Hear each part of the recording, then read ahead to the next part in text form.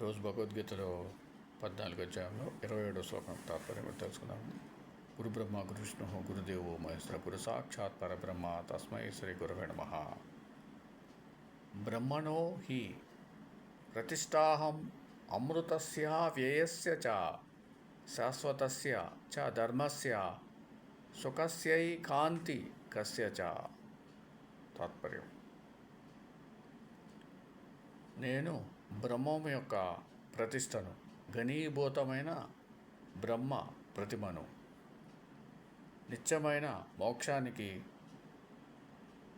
తత్సాధనమైన సనాతన ధర్మానికి, అఖండ సుఖానికి నేనే ఆశ్రయుణ్ణి. కాబట్టి నా భక్తులు బ్రహ్మభావాన్ని పొందుతారు. ఓం సమసద్గురు సాయినాథ్ మహారాజ్కి జయ.